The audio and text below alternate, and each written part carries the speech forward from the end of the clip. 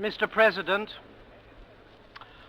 it is symbolic that this debate, which may well prove to be a turning point in the fortunes of the United Nations and a decisive factor as to the possible continued existence of this organization, should take place on November 10th. Tonight, 37 years ago, has gone down in history as Kristallnacht, or the Night of the Crystals. This was the night on the 10th of November 1938 when Hitler's Nazi stormtroopers launched a coordinated attack on the Jewish community in Germany, burnt the synagogues in all the cities, and made bonfires in the streets of the holy books and the scrolls of the Holy Law and the Bible.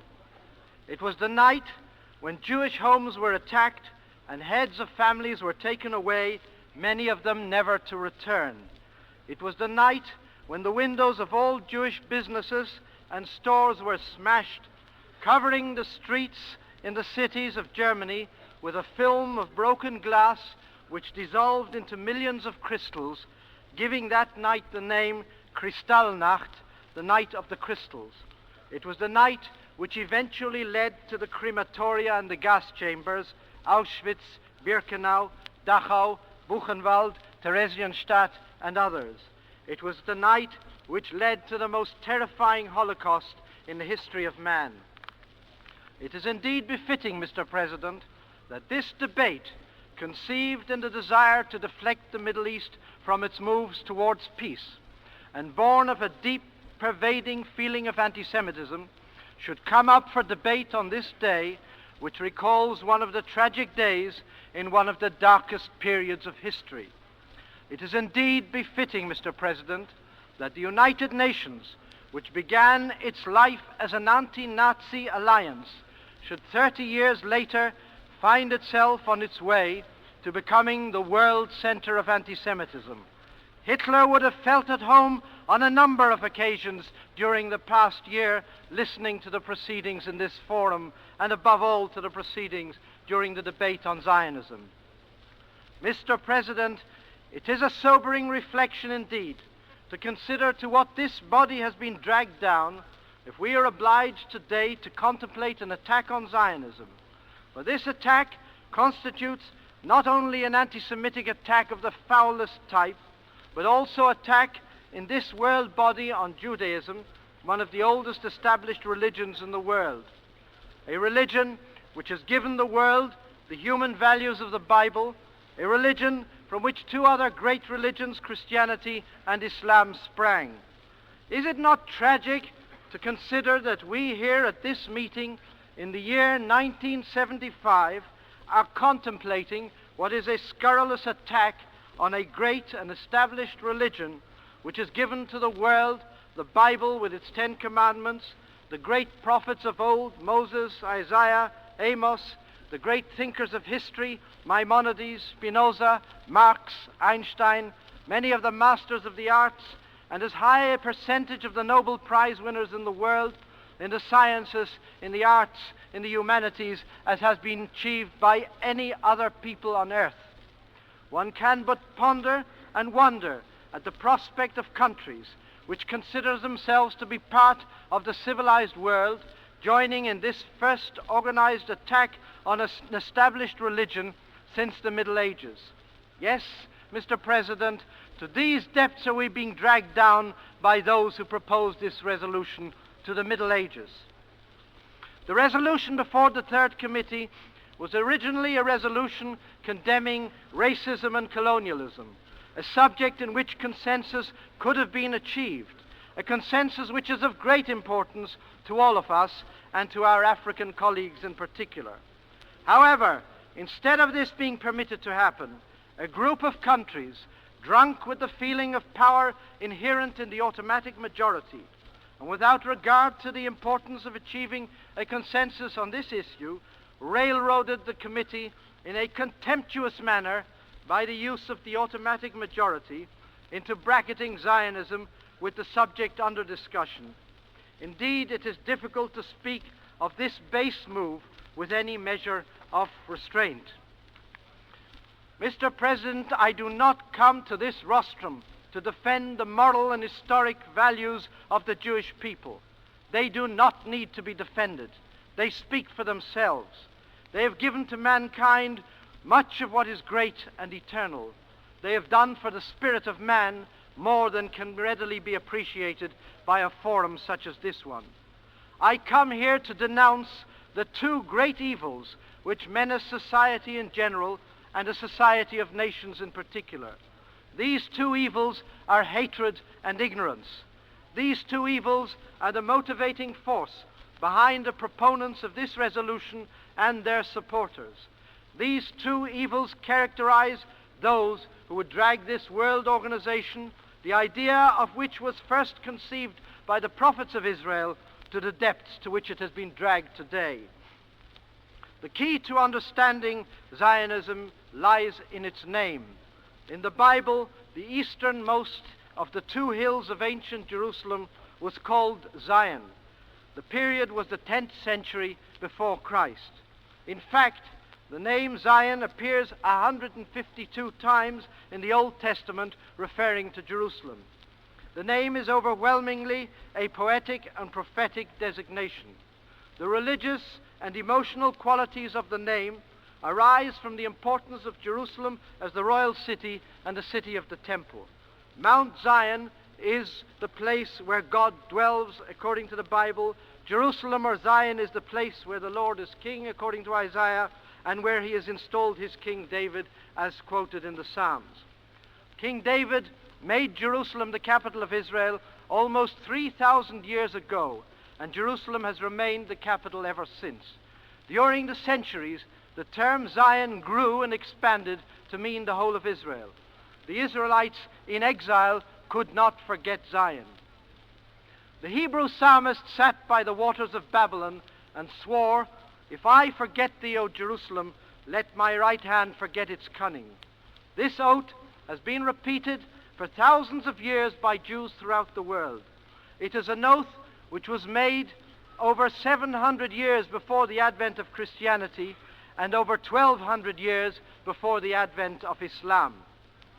Bearing all these connotations in mind, Zion came to mean the Jewish homeland, symbolic of Judaism, of Jewish national aspirations. Every Jew praying to his God wherever he is in the world faces towards Jerusalem.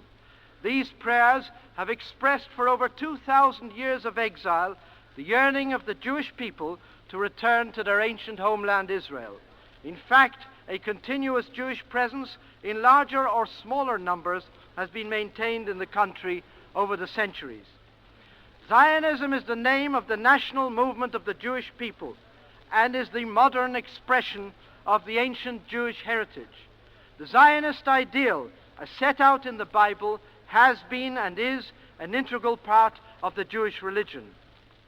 Zionism is to the Jewish people what the liberation movements of Africa and Asia have been to their own people.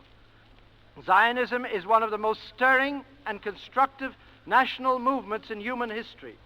Historically, it is based on a unique and unbroken connection, extending some 4,000 years between the people of the book and the land of the Bible. In modern times, in the late 19th century, spurred by the twin forces of anti-Semitic persecution and of nationalism, the Jewish people organized the Zionist movement in order to transform their dream into reality. Zionism as a political movement was the revolt of an oppressed nation against the depredations and the wicked discrimination and oppression of the countries in which Zionism flourished. It is indeed no coincidence at all, and not surprising, that the co-sponsors and supporters of this resolution include countries who are guilty of the horrible crime of anti-Semitism and discrimination to this very day. Support for the aim of Zionism was written into the League of Nations mandate for Palestine and was again endorsed by the United Nations in 1947 when the General Assembly voted by overwhelming majority for the restoration of Jewish independence in our ancient land. The re-establishment of Jewish independence in Israel, after centuries of struggle to overcome foreign conquest and exile is a vindication of the fundamental concepts of the equality of nations and of self-determination. To question the Jewish people's right to national existence and freedom is not only to deny to the Jewish people the right accorded to every other people on this globe, but is also to deny the central precepts of the United Nations. For Zionism is nothing more and nothing less than the Jewish people's sense of origin and destination in the land linked eternally with his name. It is also the instrument whereby the Jewish nation seeks an authentic fulfillment of itself. And the drama enacted in the region, in which the Arab nation has realized its sovereignty in 20 states, comprising 100 million people in 4.5 square million miles with vast resources. The issue, therefore, is not whether the world will come to terms with Arab nationalism. The question is at what point Arab nationalism, with its prodigious glut of advantage, wealth, and opportunity, will come to terms with the modest but equal rights of another Middle Eastern nation to pursue its life in security and peace. The vicious diatribes on Zionism voiced here by Arab delegates may give this assembly the wrong impression that while the rest of the world supported the Jewish national liberation movement, the Arab world was always hostile to Zionism. This is not the case. Arab leaders, cognizant of the rights of the Jewish people, fully endorsed the virtues of Zionism. Sharif Hussein, the leader of the Arab world during the First World War, welcomed the return of the Jews to Palestine. His son, Emir Faisal, who represented the Arab world in the Paris Peace Conference, had this to say about Zionism on the 3rd of March 1919, and I quote, "We Arabs, especially the educated amongst us, look with deepest sympathy on the Zionist movement. We will wish the Jews a hearty welcome home. We are working together for a reformed and revised Near East, and with our two movements complement one another. The movement is national and not imperialistic. There is room in Syria for us both. Indeed, I think that neither can be a success without the other," unquote. It is perhaps pertinent at this point to recall that in 1947, when the question of Palestine was being debated in the United Nations, the Soviet Union strongly supported the Jewish independence struggle. It is particularly relevant to recall some of Mr. Andrei Gromyko's remarks on May the 14th, 1947, one day before our independence, and I quote, "As we know, the aspirations of a considerable part of the Jewish people are linked with the problem of Palestine and of its future administration. This fact scarcely requires proof. During the last war, the Jewish people underwent exceptional sorrow and suffering. Without any exaggeration, this sorrow and suffering are indescribable. It is difficult to express them in dry statistics on the Jewish victims of the fascist aggressors. The Jews in the territories where the Hitlerites held sway were subjected to almost complete physical annihilation. The total number of Jews who perished at the hands of the Nazi executioners is estimated at approximately 6 million. The United Nations cannot and must not regard this situation with indifference, and since this would be incompatible with the high principles proclaimed in its charter, which provides for the defense of human rights irrespective of race, religion, or sex. The fact that no Western European state has been able to ensure the defense of the elementary rights of the Jewish people and to safeguard it against the violence of the fascist executioners explains the aspirations of the Jews to establish their own state. It would be unjust not to take this into consideration and to deny the right of the Jewish people to realize this aspiration." They were the words of Mr. Andrei Gromyko at the General Assembly session on the 14th of May, 1947. How sad it is to see here a group of nations many of whom have but recently freed themselves from colonial rule, deriding one of the most noble liberation movements of this century, a movement which not only gave an example of encouragement and determination to the people struggling for independence, but also actively aided many of them during the period of preparation for their independence or immediately thereafter. Here you have a movement which is the embodiment of a unique pioneering spirit, of the dignity of labor and of enduring human values, a movement which has presented to the world an example of social equality and open democracy, being associated in this resolution with abhorrent political concepts. We in Israel have endeavored to create a society which strives to implement the highest ideals of society, political, social, and cultural, for all the inhabitants of Israel, irrespective of religious belief, race, or sex. Show me another pluralistic society in this world in which, despite all the difficult problems under which we live, Jew and Arab live together with such a degree of harmony, in which the dignity and rights of man are observed before the law, in which no death sentence is applied, in which freedom of speech, of movement, of thought, of expression are guaranteed, in which even movements which are opposed to our national aims are represented in our parliament. The Arab delegates talk of racism. What has Jews who lived for over 2,000 years in the Arab lands, who formed some of the most ancient communities long before the advent of Islam? Where are those communities? What happened to the people? What happened to their property? The Jews were once one of the most important communities in the countries of the Middle East, the leaders of thought, of commerce, of medical science. Where are they in Arab society today?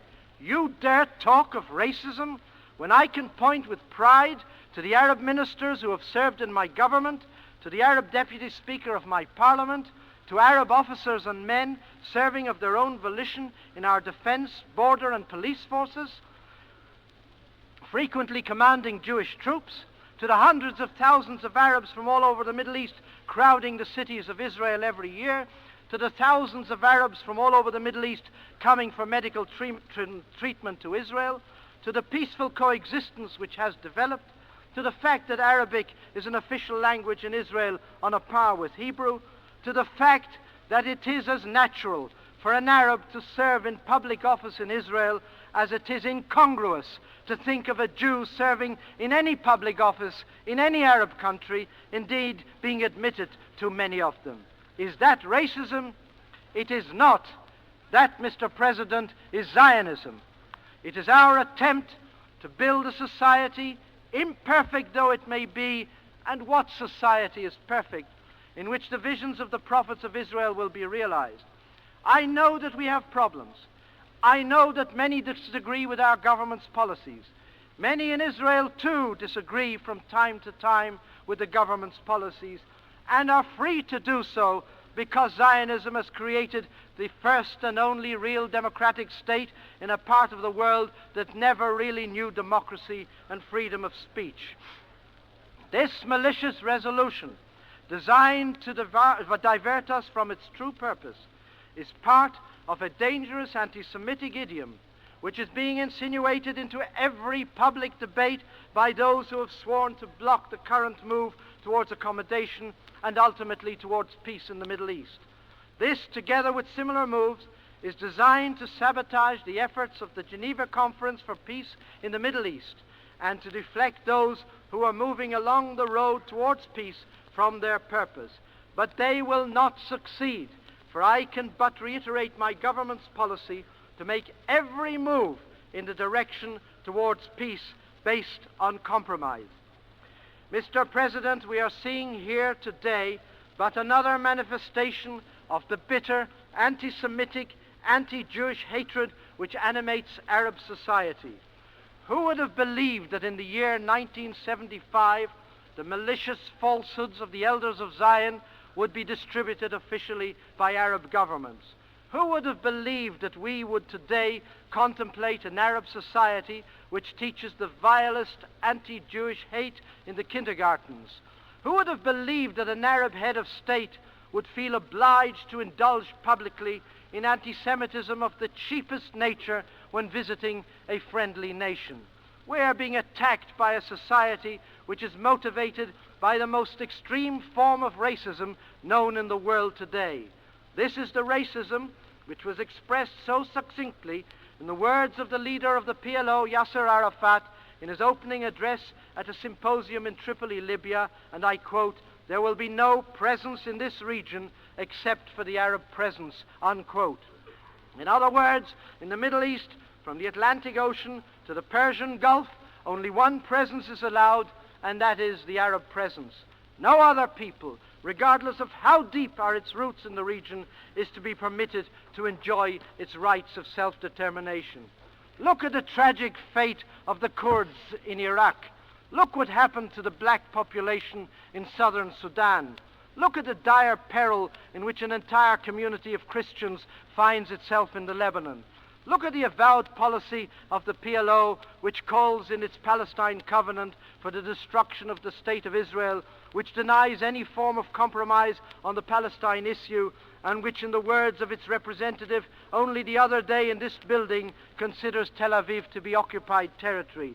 Look at all this, and you see before you the root cause of the pernicious resolution brought before this assembly. You see the twin evils of this world at work: the blind hatred of the Arab proponents of this resolution and the abysmal ignorance and wickedness of those who support them. Mr. President, the issue before this assembly is not Israel and not Zionism. The issue is the fate of this organization, conceived in the spirit of the prophets of Israel, born out of an anti-Nazi alliance after the tragedy of World War II. It has degenerated into a forum which was this last week described by one of the leading writers in a foremost organ of social and liberal thought in the West as, and I quote, "rapidly becoming one of the most corrupt and corrupting creations in the whole history of human institutions. Almost without exception, those in the majority come from states notable for racist oppression of every conceivable hue." He goes on to explain the phenomenon of this debate, and I quote, "Israel is a social democracy, the nearest approach to a free socialist state in this world. Its people and government have a profound respect for human life, so passionate indeed that despite every conceivable provocation, they have refused for a quarter of a century to execute a single captured terrorist. They also have an ancient but vigorous culture and a flourishing technology. The combination of national qualities they have assembled in their brief experience as a state is a perpetual and embittering reproach to most of the new countries whose representatives swagger about the UN building. So Israel is envied and hated, and efforts are made to destroy her. The extermination of the Israelis has long been the prime objective of the terrorist international. They calculate that if they can break Israel, then all the rest of his civilization is vulnerable to their assaults." And then he goes on to conclude, "The melancholy truth, I fear, is that the candles of civilization are burning low. The world is increasingly governed not so much by capitalism or communism or social democracy or even tribal barbarism, as by a false lexicon of political cliches accumulated over half a century and now assuming a kind of degenerate sacerdotal authority. We all know what they are." End of quote. Mr. President, over the centuries it has fallen to the lot of my people to be the testing agent of human decency, the touchstone of civilization, the crucible in which enduring human values are to be tested. A nation's level of humanity could invariably be judged by its behavior towards its Jewish population. It always began with the Jews, but never ended with them.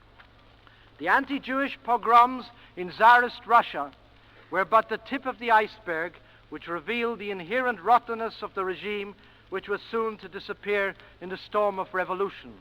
The anti-Semitic excesses of the Nazis merely foreshadowed the catastrophe which was to befall mankind in Europe.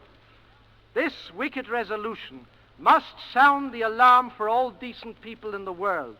The Jewish people as a testing agent has unfortunately never erred. The implications inherent in this shameful move are terrifying indeed. Mr. President, on this issue, the world, as represented in this hall, has divided itself into good and bad, decent and evil, human and debase. We, the Jewish people, will recall in history our gratitude to those nations who stood up and were counted and who refused to support this wicked proposition. I know that this episode will have strengthened the forces of freedom and decency in this world and will have fortified them in their resolve to strengthen the ideals they so value. I know that this episode will have strengthened Zionism as it has weakened the United Nations. Mr. President, as I stand on this rostrum, the long and proud history of my people unravels itself before my inward eye. I see the oppressors of our people over the ages as they pass one after another in evil procession into oblivion. I stand here before you as the representative of a strong and flourishing people which has survived them all and which will survive this shameful exhibition and the proponents of this resolution. I stand here as the representative of a people, one of whose prophets gave to this world the sublime prophecy which animated the founders of this world organization and which graces the entrance to this building: nation shall not lift up sword against nation, nor shall they learn war any more. 3 verses before this, the prophet Isaiah proclaimed, and I quote it in the Hebrew original, Vaya be'achrit hayamim ki mitzion tetzei Torah udvar Hashem Yerushalayim. And it shall come to pass in the end of the days, for out of Zion shall go forth the law and the word of the Lord from Jerusalem. Mr. President, as I stand on this rostrum, the great moments of Jewish history come to mind as I face you, once again outnumbered and the would-be victim of hate, ignorance, and evil. I look back on those great moments. I recall the greatness of a nation which I have the honor to represent in this forum. I am mindful at this moment of the Jewish people throughout the world, wherever they may be it in freedom or in slavery, whose prayers and thoughts are with me at this moment.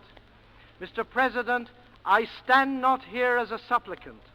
Vote as your moral conscience dictates to you, for the issue is not Israel or Zionism. The issue is the continued existence of this organization, which has been dragged to its lowest point of discredit by a coalition of despotisms and racists. The vote of each delegation will record in history its country's stand on anti-Semitic racism and anti-Judaism. You yourselves bear the responsibility for your stand before history, for as such will you be viewed in history. But we, the Jewish people, will not forget. For us, the Jewish people, this is but a passing episode in a rich and event-filled history. We put our trust in our providence, in our faith and beliefs, in our time-hallowed tradition, in our striving for social advance and human values, and in our people wherever they may be.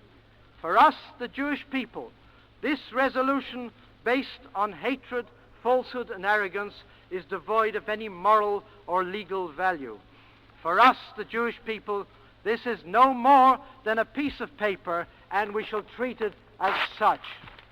Thank you, Mr. President.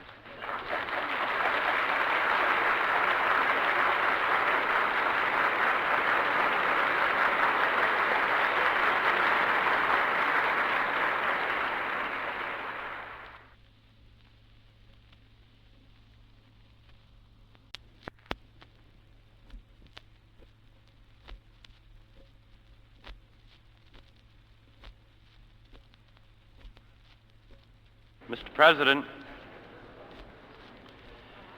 there appears to have developed in the United Nations the practice for a number of countries to combine for the purpose of doing something outrageous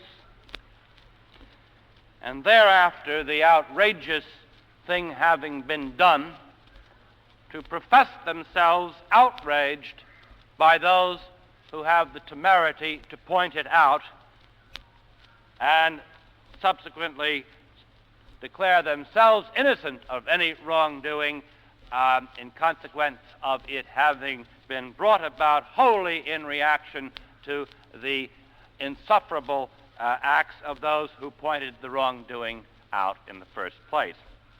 Out of deference to these curious sensibilities, the United States chose not to speak in advance of this vote. We speak in its aftermath and in tones of the utmost concern.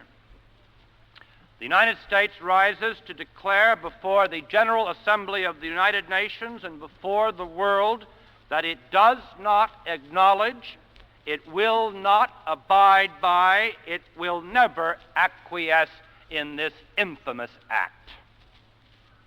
Not 3 weeks ago, the United States representative in the Social, Humanitarian, and Cultural Committee, and with what irony those terms ring on our ears today, pleaded in measured and fully considered terms for the United Nations not to do this thing. It was, he said, obscene. It is something more today, for the furtiveness with which this obscenity first appeared among us has been replaced by a shameless openness. There will be time enough to contemplate the harm this act will have done the United Nations. Historians will do that for us, and it is sufficient for the moment only to note one foreboding fact. A great evil has been loosed upon the world. The abomination of anti-Semitism, as this year's Nobel Peace Laureate Andrei Sakharov observed in Moscow just a few days ago, the abomination of anti-Semitism has been given the appearance of international sanction. The General Assembly today grants symbolic amnesty and more to the murderers of the 6 million European Jews. Evil enough in itself, but more ominous by far is the realization that now presses upon us, the realization that if there were no General Assembly, this could never have happened. As this day will live in infamy, it behooves those who sought to avert it to declare their thoughts, so that historians will know that we fought here, that we were not small in number, not this time, and that while we lost, we fought with full knowledge of what indeed would be lost. Nor should any historian of the event, nor yet any who have participated in it, suppose that we have fought only as governments, as chancelleries, and on an issue well removed from the concerns of our respective peoples. Others will speak for their nations, as others have. I will speak for mine. In all our post-war history, there has not been another issue which has brought forth such unanimity of American public opinion. The President of the United States has from the first been explicit. This must not happen. The Congress of the United States, in a measure unanimously adopted in our Senate and sponsored by 436 of 437 representatives in our House, declared its utter opposition. Following only American Jews themselves, the American trade union movement was first to the fore in denouncing this infamous undertaking. Next, one after another, the great private institutions of American life pronounced anathema on this evil thing, and most particularly the Christian churches have done so. reminded that the United Nations was born in the struggle against just such abominations as we are committing today. The wartime alliance of the United Nations dates from 1942. The United Nations Association of the United States, for the first time in its history, appealed directly to each of the 141 other delegations in New York not to do this unspeakable thing. The proposition to be sanctioned by a resolution of the General Assembly is that Zionism is a form of racism and racial discrimination. Now, this is a lie, but it is a lie which the United Nations has now declared to be a truth, and so the actual truth must be restated. The first point to be made, and here I must respectfully take issue with my distinguished colleague from Kuwait, a man genuinely distinguished for his scholarship, who nonetheless on this matter is simply wrong. The first point to be made is that the United Nations has declared Zionism to be racism without ever having defined racism. Sentence first, verdict afterwards, as the Queen of Hearts said. But this is not Wonderland, but a real world where there are real consequences to folly and venality. Just on Friday, the President of the General Assembly, speaking on behalf of Luxembourg, warned not only of the trouble which would follow from the adoption of this resolution, but of its essential irresponsibility. For he noted members have wholly different ideas as to what they are condemning. It seems to me, he said, and to his lasting honor he said it when there was still time, it seems to me that before a body like this takes a decision, they should agree very clearly on what they are approving or condemning, and it takes more time. End of quote. Lest I be unclear, the United Nations has, in fact, on several occasions defined racial discrimination. The definitions have been loose but recognizable. It is racism. Racism, incomparably the more serious charge. Racial discrimination is a practice. Racism is a doctrine. It is racism that has never been defined. Indeed, the term has only recently appeared in United Nations General Assembly documents. The one occasion that we have been able to find in which we know it to have been discussed was the 1644th meeting of the Third Committee on December 16, 1968, in connection with the report of the Secretary General on the status of the International Convention on the Elimination of All Forms of Racial Discrimination. On that occasion, to give some feeling for the intellectual precision with which the matter was being treated, the question arose as to what should be the relative positioning of the terms racism and Nazism in a number of the preambular paragraphs.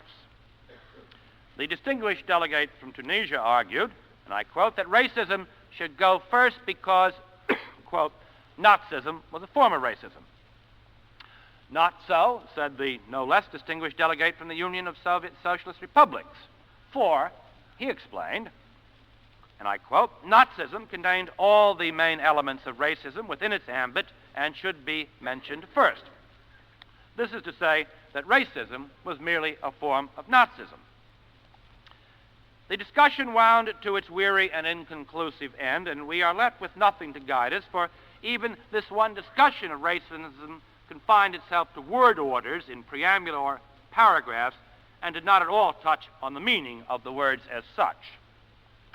Still, one cannot but ponder the situation we have made for ourselves in the context of the Soviet statement on that not-so-distant occasion. If, as the distinguished delegate declared, racism is a form of Nazism, and if, as this resolution declares, Zionism is a form of racism, then we have, step by step, taken ourselves to the point of proclaiming the United Nations is solemnly proclaiming that Zionism is a form of Nazism.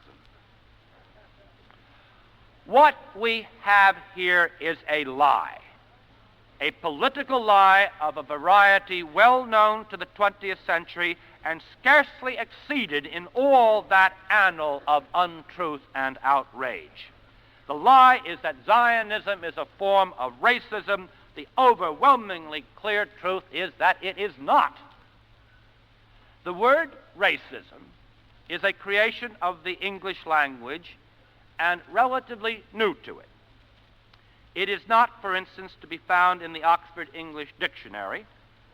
The term derives from relatively new doctrines, all of them discredited, concerning the human population of the world, to the effect that there are significant biological differences among clearly identifiable groups, and that these differences establish, in effect, different levels of humanity. Racism, as defined by Webster's Third New International Dictionary, is, and I quote, the assumption that traits and capacities are determined by biological race, and that races differ decisively from one another, unquote. It further involves, quote, a belief in the inherent superiority of a particular race and its right to domination over others, again, unquote. This meaning is clear. It is equally clear that this assumption, this belief, has always been altogether alien to the political and religious movement known as Zionism. As a strictly political movement, Zionism was established only in 1897, although there is a clearly legitimate sense in which its origins are indeed ancient. For example, many branches of Christianity have always held that from the standpoint of the biblical prophets, Israel would be reborn one day. But the modern Zionist movement arose in Europe in the context of a general upsurge of national consciousness and aspiration that overtook most other peoples of Central and Eastern Europe after 1848, and that in time spread to all of Africa and Asia. It was, to those persons of the Jewish religion, a Jewish form of what today is called a national liberation movement. Probably a majority of those persons who became active Zionists and sought to emigrate to Palestine were born within the confines of Tsarist Russia. And it was only natural for Soviet Foreign Minister Andrei Gromyko to deplore, as he did in 1948 in the 299th meeting of the Security Council, the act by Israel's neighbors of, and I quote, sending their troops into Palestine and carrying out military operations aimed, in Mr. Gromyko's words, at the suppression of the national liberation movement in Palestine. Now, it was the singular nature, if I am not mistaken, it was the unique nature of this national liberation movement that, in contrast with the movements that preceded it, those of that time and those that have come since, it defined its members not in terms of birth, but of belief. That is to say, it was not a movement of the Irish to free Ireland, or of the Polish to free Poland, not a movement of Algerians to free Algeria, nor of Indians to free India. It was not a movement of persons connected by historic membership in a genetic pool of the kind that enables us to speak loosely, but not meaninglessly, of, say, the Chinese people, nor yet of diverse groups occupying the same territory, which enables us to speak of the American people with no greater indignity to truth. To the contrary, Zionists defined themselves merely as Jews and declared to be Jewish anyone born of a Jewish mother or, and this is the absolutely crucial fact, anyone who converted to Judaism, which is to say, in the terms of the International Convention on the Elimination of All Forms of Racial Discrimination, adopted by the 20th General Assembly, anyone regardless of, quote, race, color, descent, or national or ethnic origin. The State of Israel, which in time was the creation of the Zionist movement, has been extraordinary for nothing so much as the range of what are called sometimes racial stocks from which it has drawn its citizenry. There are black Jews, brown Jews, white Jews, Jews from the Orient, and Jews from the West. Most such persons could be said to have been born Jews, just as most Presbyterians and most Hindus are born to their faith. But there are many Jews who are converts, and with a consistency in the matter which surely attests to the importance of this issue to that religious and political culture, Israeli courts have held that a Jew who converts to another religion is no longer a Jew. In the meantime, the population of Israel also includes large numbers of non-Jews, among them Arabs, both of the Muslim and Christian religions, and of Christians and others of national origins. Many of these persons are citizens of Israel, and those who are not can become citizens by legal procedures very much like those which obtain in a typical nation of Western Europe. Now, I should wish it to be understood that I am here making one point and one point only, which is whatever else Zionism may be, it is not and cannot be a form of racism.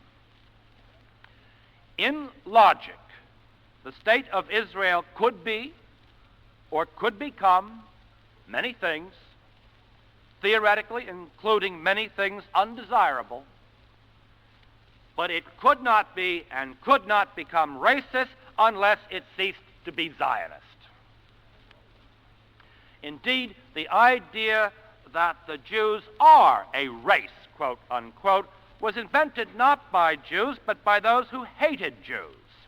The idea of Jews as a race was invented by 19th century anti-Semites such as Houston Stewart Chamberlain and Edouard Drummond, who saw that in an increasingly secular age, which is to say an age which made for fewer distinctions between people based on religion, the old religious grounds for anti-Semitism were losing force. New justifications were needed for excluding and persecuting Jews, and so the idea of Jews as a race rather than as a religion was born. It was a contemptible idea at the beginning, and no civilized person would be associated with it. To think that it is an idea now endorsed by the United Nations is to reflect on what civilization has come to. It is precisely concern for civilization, for civilized values that are or should be precious to all mankind, that arouses us at this moment to such special passion. What we have at stake here is not merely the honor and the legitimacy of the State of Israel, although a challenge to the legitimacy of any member nation ought always to arouse the vigilance of all members of the United Nations. For a yet more important matter is at issue, which is the integrity of that whole body of moral and legal precepts which we know as human rights. The terrible lie that has been told here today will have terrible consequences. Not only will people begin to say, indeed they have already begun to say, that the United Nations is a place where lies are told, but far more serious, grave, and perhaps irreparable harm will be done to the cause of human rights. The harm will arise first because it will strip from racism the precise and abhorrent meaning that it still precariously holds today. How will peoples of the world feel about racism and about the need to struggle against it when they are told that it is an idea so broad as to include the Jewish national liberation movement? As this lie spreads, it will do harm in a second way. Many of the members of the United Nations owe their independence in no small part to the notion of human rights as it has spread from the domestic sphere to the international sphere and exercised its influence over the old colonial powers. We are now coming into a time when that independence is likely to be threatened again. There will be new forces, some of them arising now, visible now, new prophets and new despots who will justify their actions with the help of just such distortions of words as we have sanctioned here today. Today we have drained the word racism of its meaning.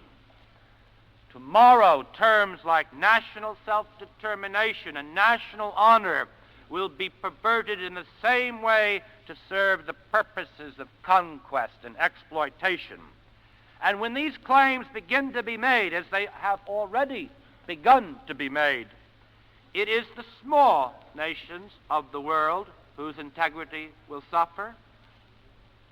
And how will the small nations of the world defend themselves?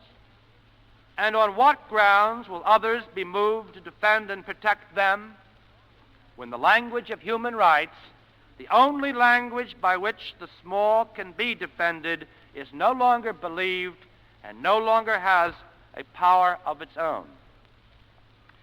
There is this danger, and then a final danger, which is the most serious of all, which is that the damage we now do to the idea of human rights and the language of human rights could well be irreversible. The idea of human rights as we know it today is not an idea which has always existed in human affairs. It is an idea which appeared at a specific time in the world and under very special circumstances. It appeared when European philosophers of the 17th century began to argue that man was a being whose existence was independent from that of the state, and that he need join a political community only if he did not lose by that association more than he gained. From this very specific political philosophy stemmed the idea of political rights, of claims that the individual could justly make against the state. It was because the individual was seen as so separate from the state that he could make legitimate demands upon it. That was the philosophy from which the idea of domestic and international rights sprang.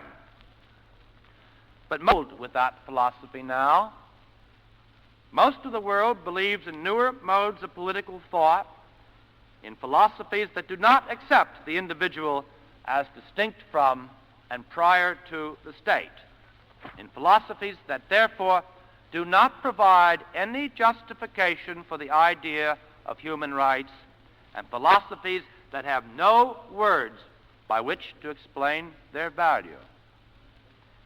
If we destroy the words that were given to us by past centuries, we will not have words to replace them, for philosophy today has no such words.